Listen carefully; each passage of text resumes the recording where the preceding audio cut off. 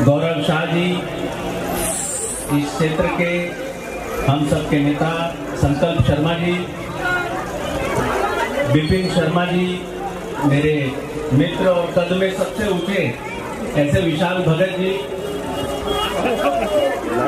हमारे बीच एक विश्व प्रसिद्ध हस्ती है ऐसे डॉक्टर रजनीकांत जी, जिन्होंने स्वास्थ्य में एक बहुत बड़ी क्रांति कर रखी है।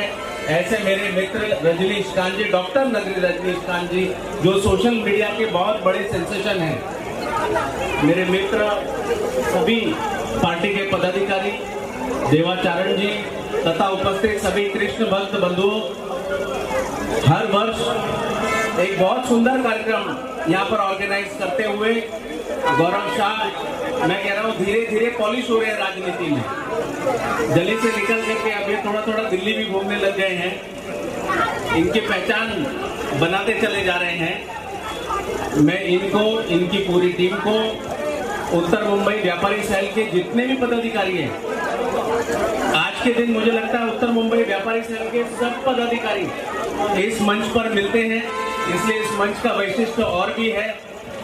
मैं आप सभी को, सब पदाधिकारियों को आज कृष्ण जन्म की मैं बहुत बहुत शुभकामनाएं देता हूं। भगवान श्री कृष्ण का पूरा जीवन एक योद्धा कृष्ण के रूप में बीता है।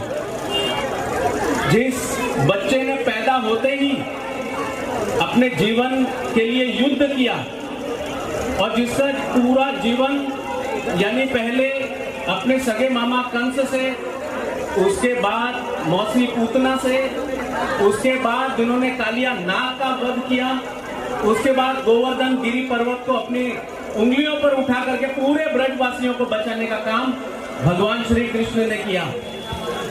राधा कृष्ण की लीलाएं करते हुए ये द्वारका नगरी गए। द्वारका नगरी में अपने मित्र के लिए इस विश्व का, इस ग्लोब का सबसे बड़ा वर्ल्ड वॉर जिसको बोलते हैं, उस वक्त पूरे विश्व के बड़े बड़े योद्धाओं ने जिस वर्ल्ड वॉर को पार्टिसिपेट किया, ऐसे विश्व के पहले युद्ध, और वो युद्ध नहीं था, आज उस युद्ध को 9000 साल बीत गए हैं। लेकिन आज भी अगर मैं छोटे बच्चे को पूछ लूं तो उसे महाभारत के युद्ध के बारे में पूरी कल्पना है। ऐसा लगता है जैसे उस युद्ध में खड़े होकर के उसने युद्ध देखा होगा। ऐसा अजर अमर युद्ध, और युद्ध किसके लिए? मानव कल्याण के लिए। आने वाली पीढ़ियों को लोभ, लालच, घरेलू द्वेष, घरेलू विध्वंस, आपस में परिवार का कलह किस हद तक इस पृथ्वी को ले जाता है, उसको रोकने के लिए भगवान श्री कृष्ण ने वो युद्ध घोषित किया, युद्ध का अंत किया, और युद्ध के अंत में धर्म की जय की, अधर्म का नाश किया। ऐसे अधर्म का नाश करने वाले भगवान श्री कृष्ण की लीला का एक रूप जिसे दही हंडी बोलते हैं, उसके लिए हम सभी यहाँ पर एकत्रित हैं। हम सब त्योहारों में इकट्ठा होते हैं, लेकिन इस त्योहारों का महत्व क्या है ये भी अपने आगे की पीढ़ी को बताना चाहिए। डीजे के साथ साथ डीजे भी होना चाहिए त्योहार में, खुशी भी होनी चाहिए, लेकिन संस्कार आने वाली पीढ़ी के बच्चों तक जाना चाहिए। उसी का माध्यम उत्सव है। आज हजारों सालों से, कभी मुगलों से, कभी क्रिश्चियनों से, कभी शक से, कभी हूण से, अगर हम सब लोग आज भी इस पृथ्वी पर जिंदा हैं हिंदू होते हुए, उसका सबसे बड़ा कारण हमारे उत्सव है, हमारे संस्कार हैं, जो हर माँ बाप अपने बच्चे को देकर के जाता है, उसका बेटा उसके बेटे को देके जाता है, अपने पूरे समाज को।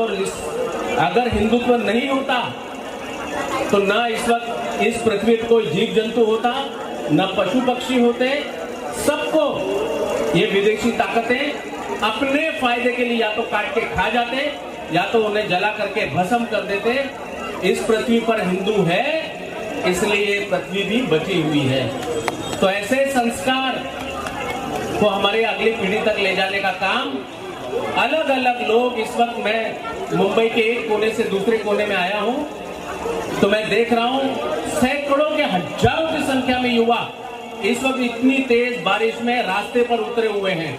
उनके स्वागत के लिए हजारों मंच लगे हुए हैं। तो हजारों मंच, लाखों बच्चे और उनको देखने वाले, उनको प्रोत्साहित करने वाली जो भीड़ है, हम सब इसका आनंद नहीं उठा रहे हैं, लेकिन हमारी संस्कृति को आगे के बच्चों को देने का काम हम लोग आज के दिन सब कर रहे हैं। मैं आप सबका बहुत बहुत अभिवादन करता हूं, अभिनंदन करता हूं, शुभकामनाएं देता हूं कि हर वर्ष ये उत्सव और बड़ा होता चला जाए और कुछ दिनों के बाद यानी कुछ सालों के बाद मैं चाहता हूं गौरव इस उत्तर मुंबई की सबसे बड़ी दही हंडी का आयोजन करे जिसमें आप सभी लोग शामिल हों। मैं इसी के साथ अपने 2 शब्द समाप्त करता हूं। जय हिंद, जय भारत। जो मंच बनाया आपकी जो